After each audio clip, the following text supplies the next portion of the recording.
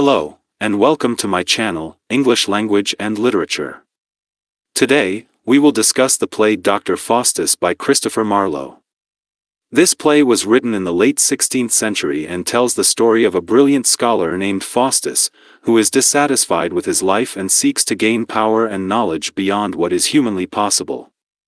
Dr. Faustus, by Christopher Marlowe, is a play about a man who makes a deal with the devil for unlimited knowledge and worldly pleasures. The play is divided into 5 acts. We will deal with each act one by one. Get started. Act 1 begins with Faustus, a brilliant scholar, feeling dissatisfied with his life and accomplishments.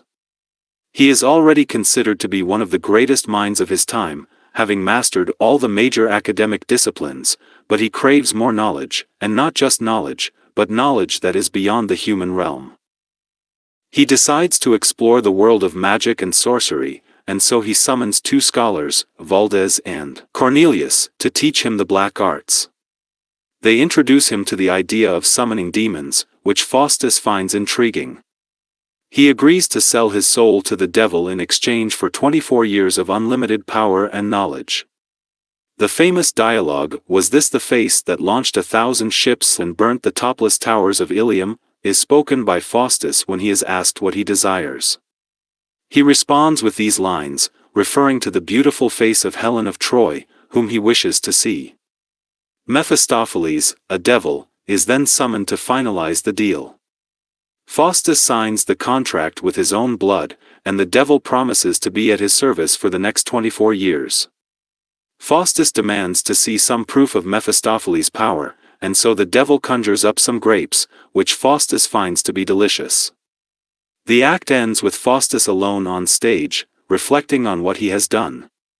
He realizes that he has made a terrible mistake by selling his soul to the devil, but he consoles himself with the thought that he can still enjoy his newfound powers and knowledge for the next 24 years. Overall, Act 1 sets up the main conflict of the play, Faustus' internal struggle between his desire for knowledge and power and his realization that he has made a deal with the devil that will ultimately lead to his damnation. Act 2 of Dr. Faustus begins with Faustus enjoying his newfound powers and wealth. He summons Mephistopheles, his devil servant, and asks him to perform various tasks, including bringing him books, food, and wine. Faustus also uses his powers to play tricks on people and impresses the emperor and his court with his magic tricks. However, Faustus is plagued by doubts and fears about the deal he has made with the devil. He questions Mephistopheles about the nature of hell and the devil's power, and he realizes that he has made a terrible mistake. Mephistopheles tries to reassure him that the devil is powerful enough to protect him from any harm, but Faustus remains uneasy. Meanwhile, Wagner, Faustus' servant, also gets involved in the world of magic and sorcery. He summons a devil, Robin, and together they perform various tricks and pranks on unsuspecting people. Robin also steals a cup from a church and gives it to Wagner as a gift. The famous Good Angel and Evil Angel scene takes place in Act 2. The good angel and evil angel represent the 2 conflicting voices in Faustus' mind. The good angel urges Faustus to repent and turn away from his pact with the devil, while the evil angel tells him to enjoy his newfound powers and pleasures and ignore any thoughts of damnation. The act ends with Faustus summoning Mephistopheles and demanding that he take him to Rome to witness the Pope's coronation. Mephistopheles agrees, but he warns Faustus that the devil's power does not extend to holy places like Rome. Faustus brushes off this warning and sets off on his journey with Mephistopheles. Overall, Act 2 continues to explore Faustus' internal conflict as he struggles with the consequences of his decision to sell his soul to the devil. It also introduces new characters and further develops the themes of magic and deception. Act 3 of Dr. Faustus opens with Faustus and Mephistopheles in Rome, where they witness the Pope's procession. Faustus is unimpressed with the spectacle, and he uses his powers to play tricks on the Pope and the cardinals.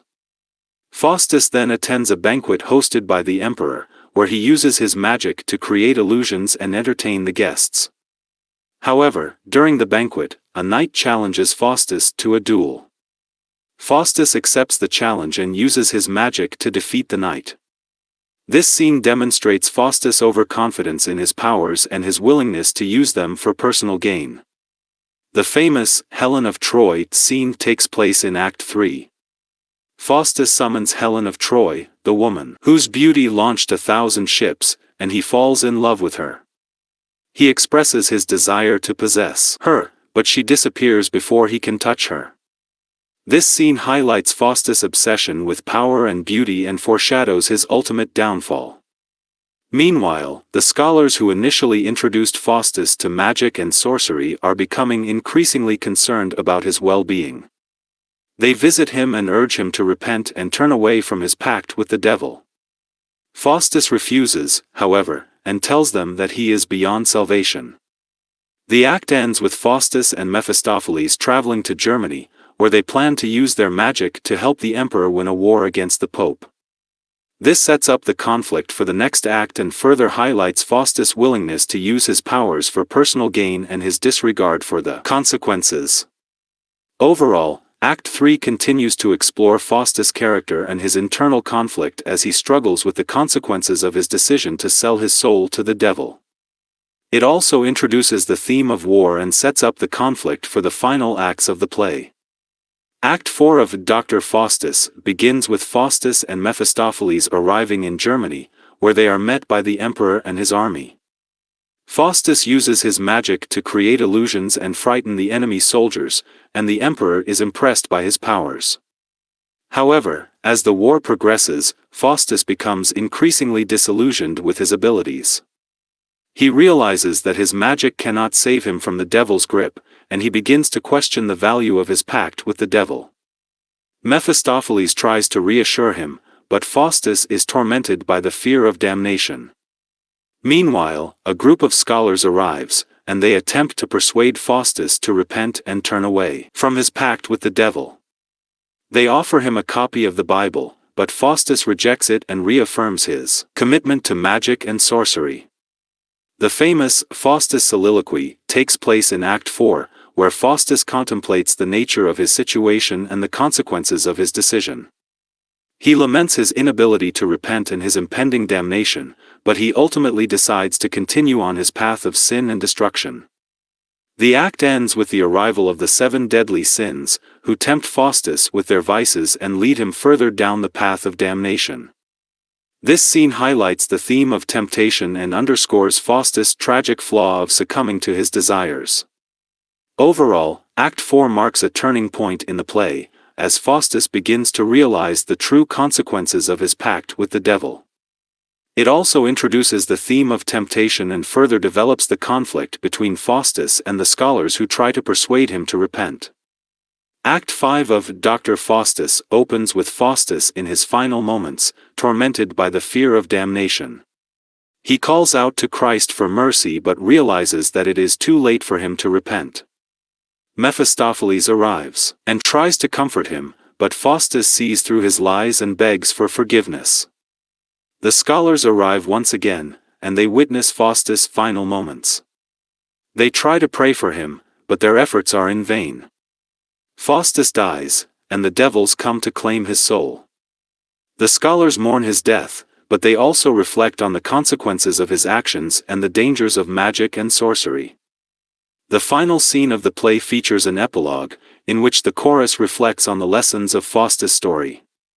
They warn the audience against the dangers of pride and the consequences of making deals with the devil. They urge the audience to learn from Faustus' tragic fate and to seek redemption before it is too late.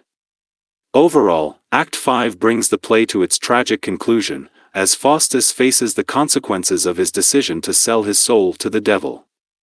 It also serves as a warning to the audience about the dangers of pride and the importance of seeking redemption. Dr. Faustus is a classic play that explores themes of temptation, power, and the consequences of one's actions. It raises questions about the limits of human ambition and the dangers of making deals with the devil. Thank you for watching, and I hope you enjoyed this summary of Dr. Faustus.